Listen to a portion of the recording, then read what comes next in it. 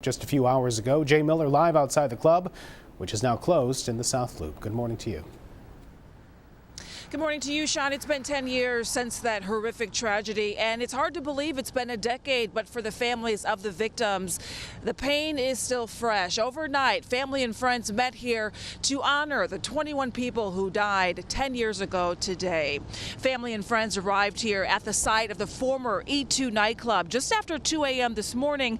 That's around the same time a fight broke out on the second floor of the club 10 years ago that ultimately led to a deadly stampede in the early morning hours of February 17th, 2003.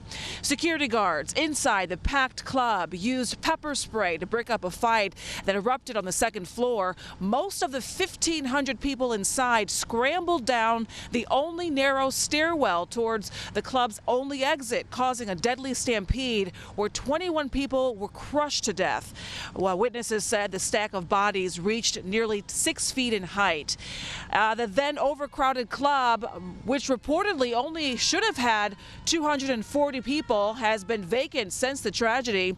Several legal actions are still pending. In 2009, a jury found the club's owners, Dwayne Kiles and Calvin Hollins, guilty of ignoring a city order to close the second floor of the club, but the verdicts were reversed on appeal. Overnight, those honoring the 21 souls that perished laid 21 crosses and released balloons in honor of the victims.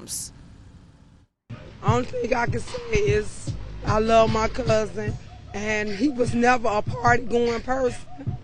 So for this to happen, for him to be at this club, I don't know. I'm just like lost for words. But he was never a party-going person. And the emotion's still raw for many people. Meanwhile, the Supreme Court is reviewing that appeal. Also, since this tragedy, laws have been tightened to regulate overcrowding and code violations. We are live in the South Loop this morning. Jay Miller, WGN News. Sean, back to you. Jay, thank you very much. Here are some of the other stories we're following for you right now. Two police officers